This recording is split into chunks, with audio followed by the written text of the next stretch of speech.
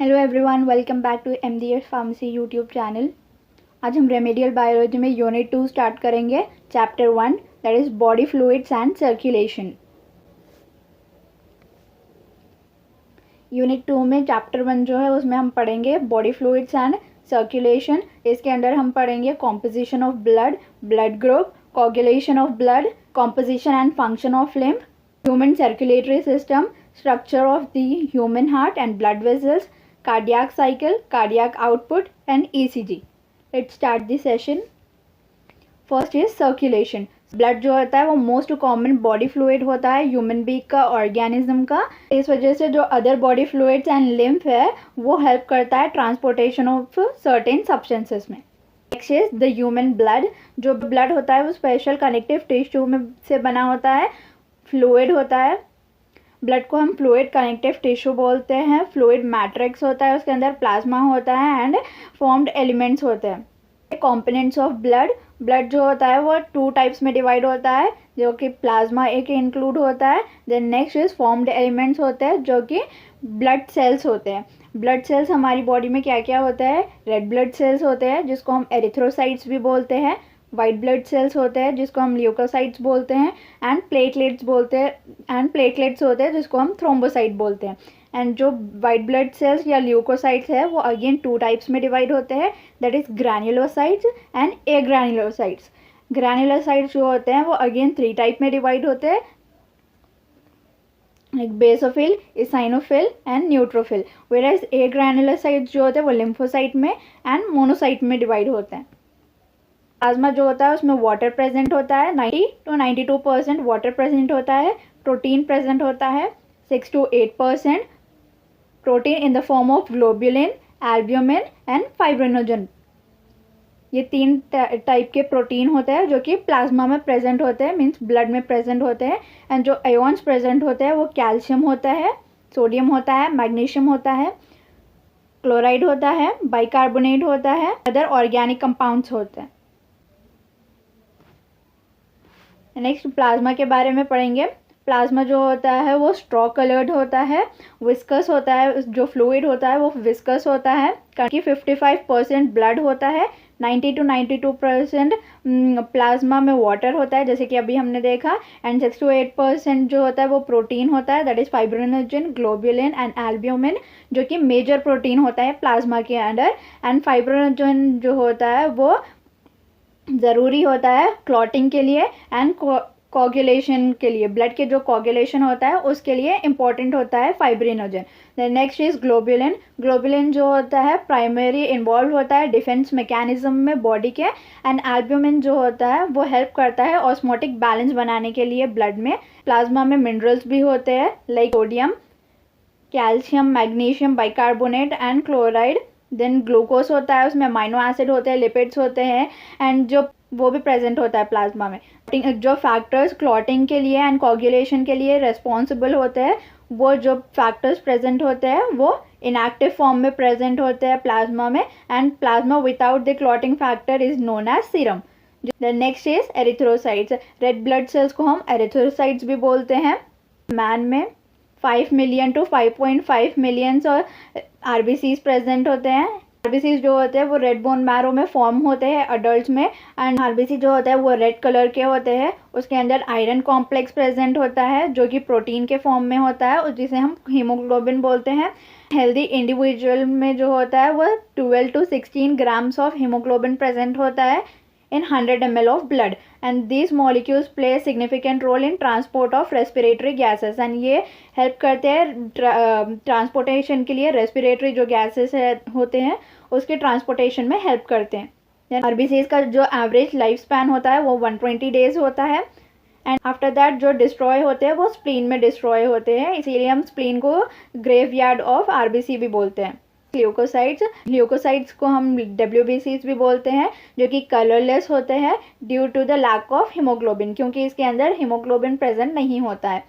उसके अंदर न्यूक्लियस होता है। एवरेज जो ल्यूकोसाइट प्रेजेंट होते हैं वो ब्लड में 6000 to 8000 mm³ होते हैं of bloods. Then next is leukocyte जो होता है उसका लाइफ जो होती है वो शॉर्ट होती है।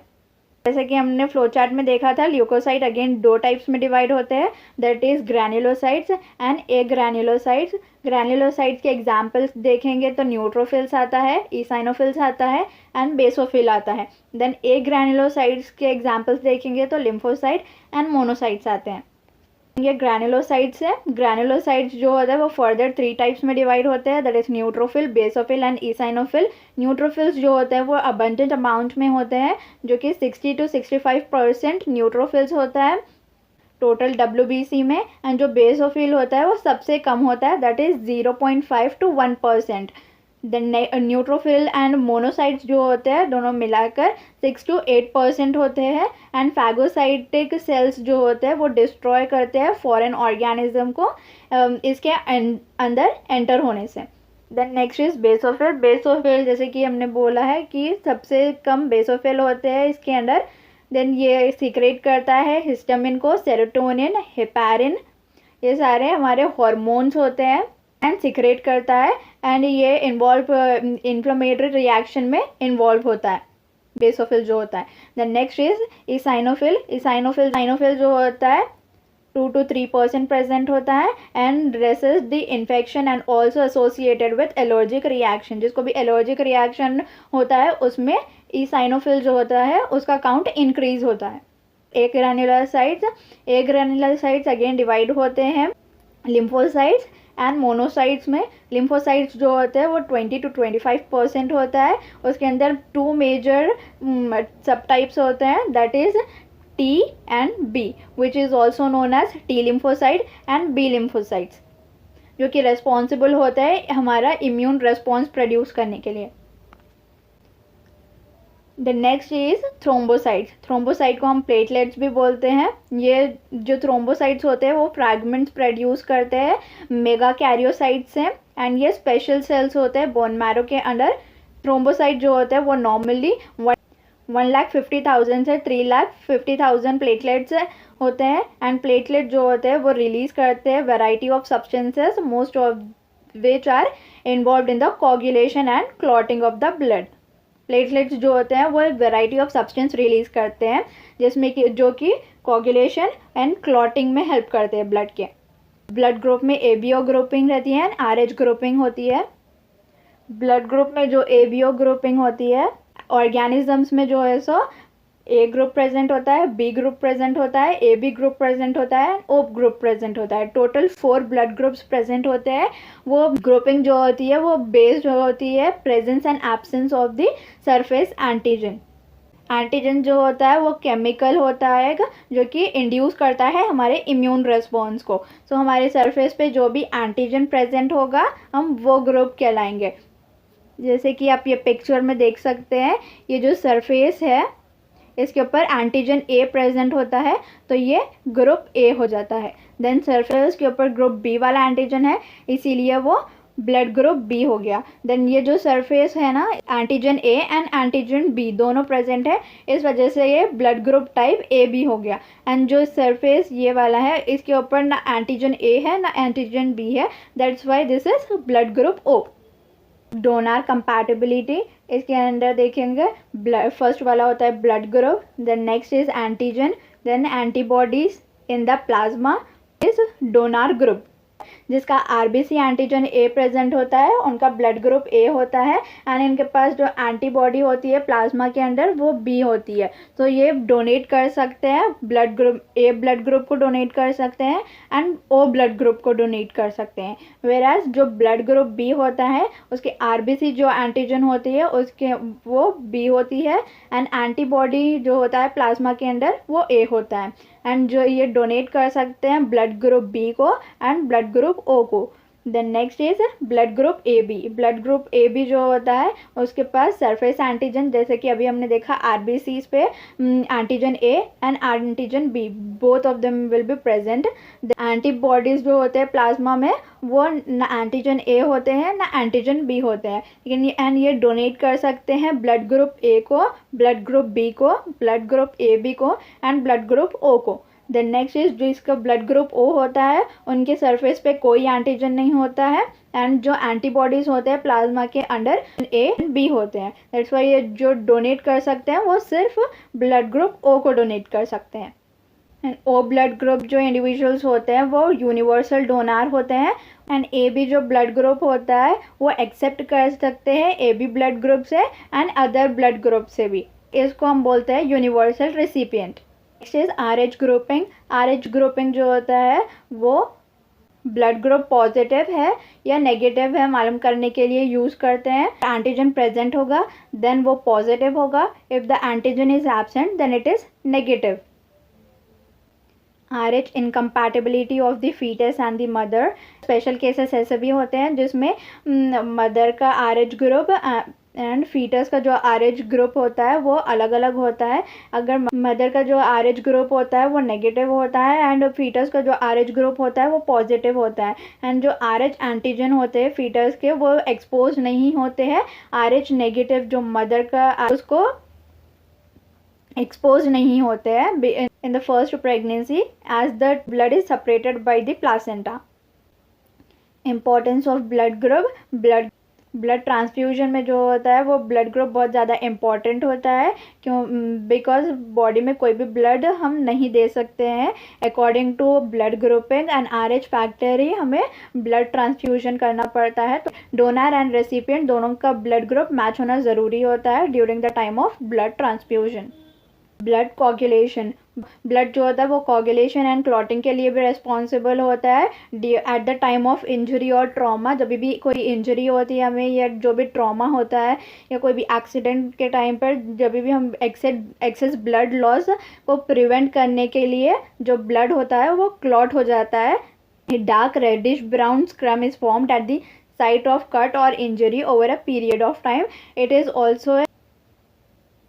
It is a clot or coagulum formed mainly of a network of threads called fibrin, in which the dead and the damaged form elements of the blood are trapped. Fibrin जो होता है वो form होता है conversion of inactive fibrinogen. Inactive fibrinogen होता है वो convert करता है फाइब्रिन को by with the help of the enzyme called thrombin. जो थ्रोम्बिन रिस्पॉन्सिबल होता है conversion of inactive fibrinogen to fibrin.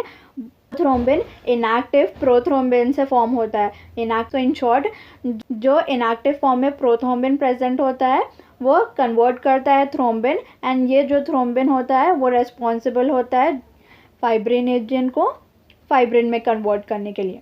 ये जो एंजाइम कॉम्प्लेक्स हो रहा है वो थ्रोम्बोकाइनेस की वजह से हो रहा है। थ्रोम्बोकाइनेस जो है वो मेनली रेस्पॉन्सिबल होता है ये सब कन्वर्शन के लिए।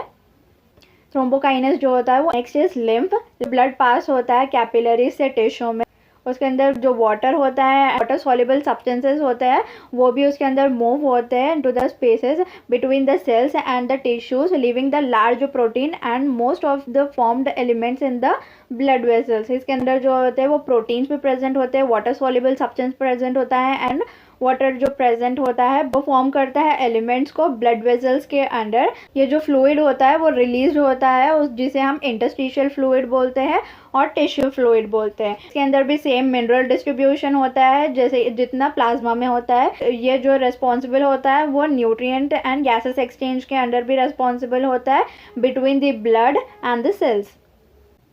ये जो नेटवर्क होता है वेजल्स का उसे हम लिम्फेटिक सिस्टम बोलते हैं, जिसमें कि फ्लूइड कलेक्ट होता है एंड ड्रेन भी होता है उसके साथ साथ मेजर वेन्स में, एंड जो फ्लूइड होता है वो लिम्फेटिक फ्लूइड बोलते हैं या तो लिम्फ भी बोलते हैं।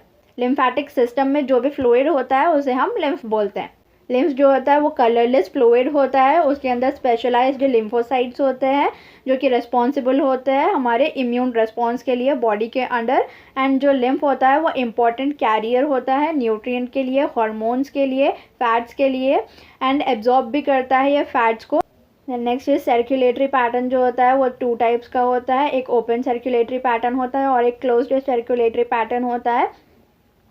जो ओपन सर्कुलेटरी पैटर्न होता है उसके अंदर ब्लड फ्लो जो होता है वो थ्रू ओपन स्पेसेस और ओपन जो चैनल्स होता है उसके अंदर से होता है, एंड जो फ्लो होता है इसके अंदर वो स्लो होता है। हाई ब्लड प्रेशर इसके अंदर डेवलप नहीं होता है। ब्लड जो होता है वो डायरेक्टली टिश्यूज़ के कांटेक्ट में रहता है। एंड जो क्लोज्ड सर्कुलेटरी सिस्टम होता है, ब्लड जो होता है वो कन्फाइंड होता है, हार्ट को कन्फाइंड होता है एंड क्लोज्ड ब्लड वेसल्स के अंडर होता है। जो ब्लड फ्लो होता है वो फास्टर स्पीड में होता है, एंड जो हाई ब्लड प्रेशर जो होता है वो मेंटेन रहता है इसके अंदर। ब्लड जो होता है वो टिश्यूज़ के कांटेक्ट में नहीं आता है। Next is circulatory pathway. Chambered heart के बारे में देखते हैं। All vertebrate possess a muscular chambered heart and fishes has the 2 chambers heart.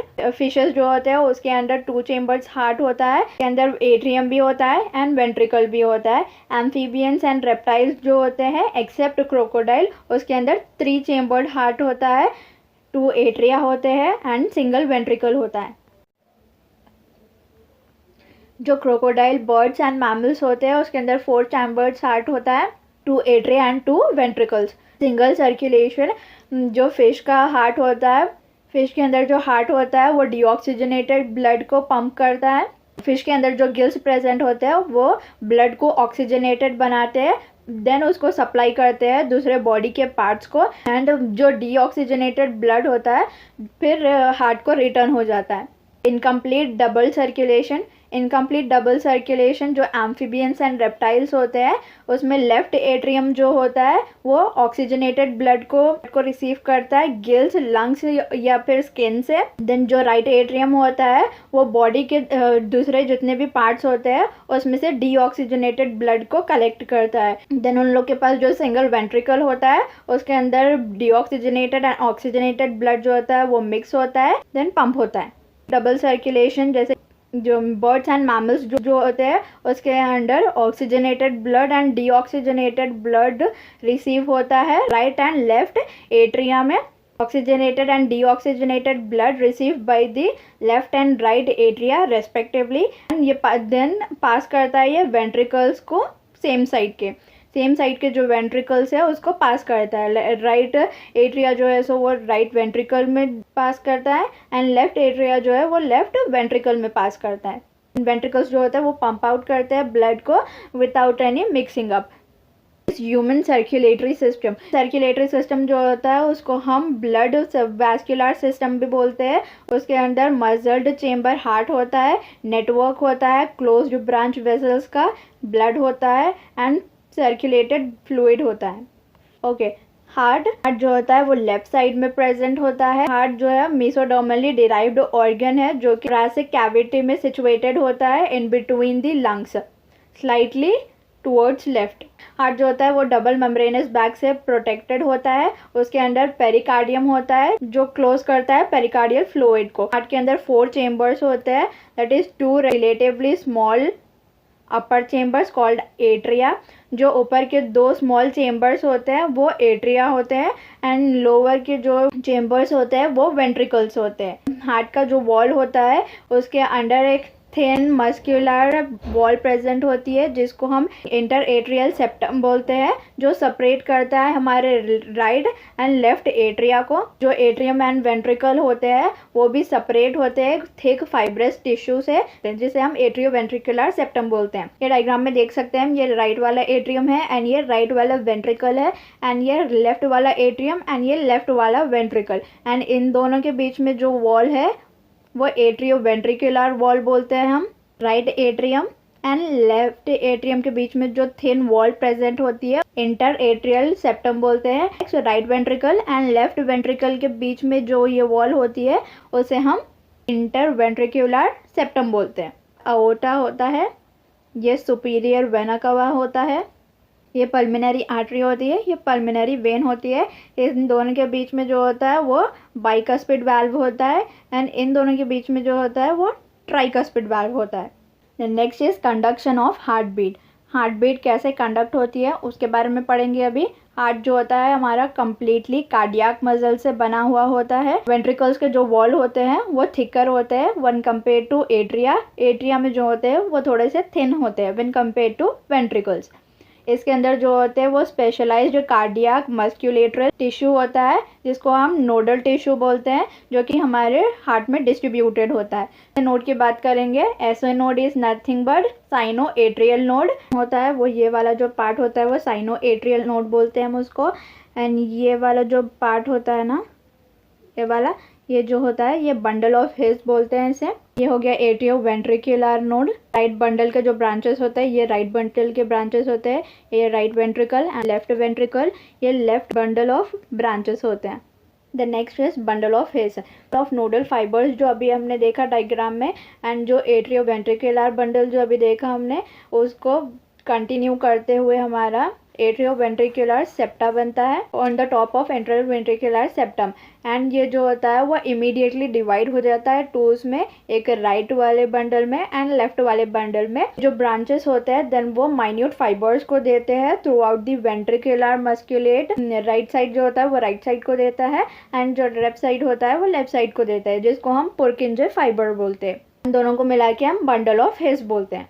Generation of heart beat, हमारी हार्ट बीट कैसी जनरेट होती है। अभी जो नोडल मस्कुलेटर हमने देखा है उसके पास एबिलिटी होती है एक्शन पोटेंशियल बनाने के लिए without any external stimuli, that is auto excitable. Cardiac muscle में जो कॉन्ट्रैक्शन होता है वो इलेक्ट्रिक इम्पल्सेस जनरेट करता है, इनिशिएट करता है, जिसको हम एक्शन पोटेंशियल बोलते हैं। एक मिनट में जितने भी एक्शन पोटेंशियल जनरेट होते हैं वो डिफरेंट हो सकते हैं नोडल सिस्टम के डिफरेंट पार्ट्स में। साइनोएट्रियल नोड होता है वो जनरेट करता है maximum action potential, that is 70 to 75% minute inverse. Responsible होता है ये इनिशिएट करने के लिए और मेंटेन करने के लिए, जो भी रिदम कॉन्ट्रैक्टिलिटी होती है, जो भी हार्ट बीट होती है, उसको मेंटेन करने के लिए। And therefore it is called pacemaker. हमारा हार्ट जो है वो 70 to 75 टाइम बीट करता है 1 मिनट में। एवरेज हार्ट बीट होती है वो 72 बीट पर मिनट होती है। देन नेक्स्ट स्टार्ट करेंगे कार्डियक साइकिल। हमारे हार्ट के जो 4 चेम्बर्स होते हैं, that is right atrium, right ventricle, left atrium and left ventricles, ये जो होते हैं वो रिलैक्स होते हैं, जिसको हम जॉइंट डायस्टोल बोलते हैं। Right atrium and right ventricle के बीच में ये जो ट्राइकस्पिड वाल्व होता है, and left atrium and left ventricle के बीच में ये जो बाइकस्पिड वाल्व होता है वो ओपन होता है। जो ब्लड होता है वो सुपीरियर वेना कवा से राइट एट्रियम में आता है, राइट एट्रियम से जो है सो राइट वेंट्रिकल्स में आता है, पल्मोनरी वेन से लेफ्ट एट्रियम में आता है, लेफ्ट एट्रियम से जब हमारे कस्पिड वाल्व्स जब ओपन रहेंगे तब लेफ्ट वेंट्रिकल में आता है। ऐसे नोड है वो एक्शन पोटेंशियल को जनरेट करता है, जो स्टिमुलेट करता है राइट एंड लेफ्ट एट्रियम को to undergo continuous contraction. Simultaneous time पर कॉन्ट्रैक्शन होता है इसमें, जिसे हम आर्ट्रियल सिस्टोल बोलते हैं। एट्रियम का कॉन्ट्रैक्शन हो रहा है साइमल्टेनियस टाइम पे, उस वजह से ब्लड फ्लो होता है वेंट्रिकल्स में इंक्रीज हो जाता है 30%। एक्शन पोटेंशियल जो होता है जो वेंट्रिकल साइड्स होते हैं उसके अंदर देन प्रोड्यूस होना स्टार्ट होता है by this atrio ventricular node and bundle of His. इसकी वजह से दोनों वेंट्रिकल्स में कॉन्ट्रैक्शन होता है, तो एट्रिया जो है उसमें रिलैक्सेशन होता है। ये वाले स्टेज को हम वेंट्रिकुलर सिस्टोल बोलते हैं। जो वेंट्रिकुलर सिस्टोल होता है वो इंक्रीज करता है वेंट्रिकुलर प्रेशर को, जिसकी वजह से जो ट्राइकस्पिड वाल्व होता है यहाँ पर वो क्लोज हो जाता है, एंड जो बाइकस्पिड वाल्व होता है यहाँ पर वो भी क्लोज हो जाता है। प्रिवेंट करता है back flow of blood to the atrium. जो सेमिलुनर वाल्व होता है वो पल्मोनरी आर्टरी को एंड एओर्टा को गाइड करता है एंड फोर्स करता है ओपन होने के लिए। जो ये राइट वेंट्रिकल का ब्लड होता है वो पल्मोनरी आर्टरी से ऐसे जाता है, वेराज जो लेफ्ट वेंट्रिकल में से होता है वो एओर्टा में से बाहर आता है सर्कुलेटरी पाथवे में जाने के लिए। एंड जो वेंट्रिकल्स होते हैं एट दैट टाइम रिलैक्स करते हैं, जिसे हम वेंट्रिकुलर डायस्टोल बोलते हैं। डायग्राम की मदद से समझते हैं अभी कार्डियक साइकिल को। फर्स्ट वाला जो डायग्राम देख रहे हैं उसमें सिस्टोल आइसोबोलम में कॉन्ट्रैक्शन हो रहा है, जितने भी वाल्व्स है वो सारे क्लोज है। एवी वाल्व का जो क्लोजिंग हो रहा है वो बिगनिंग है। इसमें फर्स्ट साउंड प्रोड्यूस होती है हार्ट की, दैट इज लब। देन नेक्स्ट सेकेंड वाला डायग्राम देख सकते हैं आप, इसके अंदर इजेक्शन हो रहा है। इजेक्शन जब हो रहा है जब सेमिलुनर वाल्व ओपन होते हैं एंड एट्रियोवेंट्रिकुलर वाल्व जो होते हैं वो क्लोज होते हैं। थर्ड वन में जो होता है वो डायस्टोल एसोवेल्मिक रिलैक्सेशन होता है इसमें जो सारे वाल्व्स है वो क्लोज होते हैं and closing of semilunar valve is the beginning of diastole जो कि सेकेंड हार्ट साउंड प्रोड्यूस करता है, दैट इज डब। फोर्थ वाला डायग्राम जो देख सकते हैं आप, डायस्टोलिक रैपिड इनफ्लो होता है। सेमिलुनर वाल्व्स होते हैं वो क्लोज होते हैं एंड एवी वाल्व्स जो होते हैं वो ओपन होते हैं। इसके अंदर जो फिल करने की कैपेसिटी होती है वेंट्रिकल्स के अंडर वो 70 to 80% होती है। देन नेक्स्ट है स्टेप 5 डायस्टोल डायस्टासिस। ये सेमिलुनर वाल्व्स जो होते हैं वो क्लोज होते हैं, एवी वाल्व्स जो होते हैं वो ओपन होते हैं एंड वेंट्रिकल्स में जस्ट लिटिल बिट चेंजेस होते हैं बस। ये कंप्लीट होता है कार्डियक साइकिल। थियरी है, आप यहाँ से एक बार रीड आउट कर सकते हैं, आपको और अच्छे से समझ में आएगा। Okay, then next is ECG electrocardiogram. वो ग्राफिक प्रेजेंटेशन होता है जो हमारी इलेक्ट्रिकल एक्टिविटी होती है हार्ट की। कार्डियक साइकिल के टाइम पे जो हमारी इलेक्ट्रिकल एक्टिविटी होती है हार्ट की वो ग्राफिकल फॉर्मेट में प्रेजेंट करते हैं जिसको हम ईसीजी बोलते हैं। पेशेंट को जो है सो हम मशीन से कनेक्ट करते हैं जिसमें 3 लीड्स होते हैं। 1 जो लीड होती है वो वेस्ट पे लगी होती है एंड 2 लीड्स जो होते हैं एंकल को लगे होते हैं एंड ये कंटिन्यूसली मॉनिटर करती है हार्ट की एक्टिविटी को और डिटेल इवैल्यूएशन करने के लिए, हार्ट फंक्शन करने के लिए multiple leads are attach to the detail evaluation. Function मालूम करने के लिए चेस्ट रीजन पे दूसरे मल्टीपल लीड्स भी लगा सकते हैं। ओके, ईसीजी में जो होता है ये वाला जो होता है वो पी वेव होता है, ये वाला जो होता है वो क्यू वेव होता है, ये वाला जो होता है वो आर वेव होता है, ये वाला जो वेव होता है वो एस वेव होता है एंड ये वाला जो वेव होता है वो टी वेव होता है। एंड ये पी एंड क्यू के बीच में जो इंटरवल होता है उसे हम पी क्यू इंटरवल बोलते हैं। एस एंड टी के बीच में जो इंटरवल होता है वो एस टी इंटरवल बोलते हैं हम। एंड ये जो होता है क्यू आर एंड एस, इसको हम क्यू आर एक्स कॉम्प्लेक्स बोलते हैं। पी वेव जो होती है वो रिप्रेजेंट करती है इलेक्ट्रिकल एक्साइटेशन को जिसको हम डीपोलराइजेशन भी बोलते हैं, जो एट्रिया का होता है उसको, then leads to contraction of both atria. Then next Q R S complex जो होता है वो रिप्रेजेंट करता है डीपोलराइजेशन ऑफ वेंट्रिकल्स को विच इनिशिएट द वेंट्रिकल कॉन्ट्रैक्शन। जो कॉन्ट्रैक्शन स्टार्ट होता है क्यू के बाद वो बिगनिंग होती है सिस्टोल के लिए। एंड जो ये टी वेव्स होते हैं वो रिप्रेजेंट करते हैं return to the ventricles from the excitation of normal state जिसको हम रीपोलराइजेशन बोलते हैं। एंड जो टी वेव का एंड होता है वो एंड ऑफ सिस्टोल होता है। Q R S complex with in the given time period में जब अकर होता है उससे हम हार्ट बीट मालूम कर सकते हैं। ईसीजी के वेव्स में जो भी डिविएशन होते हैं वो एबनॉर्मैलिटीज और डिजीजेस में होते हैं। The next is double circulation. Double circulation के अंडर 2 टाइप्स के होते हैं, that is pulmonary circulation and systemic circulation. Pulmonary circulation जो होता है उसके अंडर जो होता है वो डीऑक्सीजनेटेड जो ब्लड राइट वेंट्रिकल में प्रेजेंट होता है वो पल्मोनरी वाल्व्स से होते हुए पल्मोनरी आर्टरी से जाता है लंग्स के अंदर एंड लंग्स के अंदर जो गैसेस एक्सचेंज का प्रोसेस होता है वो गैसेस एक्सचेंज होता है एंड वो कन्वर्ट करता है वहाँ पर ऑक्सीजनेटेड ब्लड को एंड जो ऑक्सीजनेटेड ब्लड होता है वो पल्मोनरी वेन्स से एट्रियम के अंदर आता है, वेंट्रिकल्स में जाता है एंड ऐसे ही इसका प्रोसेस चलता रहता है। जो होता है वो सिस्टमिक सर्कुलेशन होता है। सिस्टमिक सर्कुलेशन के अंडर जो होता है वो ऑक्सीजनेटेड ब्लड का सर्कुलेशन होता है। जो ऑक्सीजनेटेड ब्लड पल्मोनरी आर्टरी से आता है वो आता है लेफ्ट आर्टरी एट्रियम में। लेफ्ट एट्रियम में जब आता है वो आता है देन नेक्स्ट लेफ्ट वेंट्रिकल्स में। ये जो लेफ्ट वेंट्रिकल होता है ये लेफ्ट वेंट्रिकल से अओर्टा में जाता है। अओर्टा से ये डिफरेंट जो भी हमारे बॉडीज़ के टिश्यूज़ होते हैं उसमें डिस्ट्रीब्यूट होता है। बॉडीज़ के टिश्यूज़ में डिस्ट्रीब्यूट होने के बाद में वहाँ पर जो डीऑक्सीजनेटेड ब्लड होता है हमारी बॉडी का वो कलेक्ट करता है एंड वो कलेक्ट करके वो देन अगेन राइट एट्रियम में आता है। राइट एट्रियम से फिर राइट वेंट्रिकल्स में आता है एंड राइट वेंट्रिकल्स से फिर पल्मोनरी सर्कुलेशन जो होता है हमने देखा था अभी। पल्मोनरी सर्कुलेशन जो होता है राइट वेंट्रिकल से फिर पल्मोनरी वाल्व्स में आता है, वाल्व से पल्मोनरी आर्टरी से देन डायरेक्ट लंग्स में जाता है, फिर गैसेस एक्सचेंज होता है, फिर सेम प्रोसेस रिपीट होता है।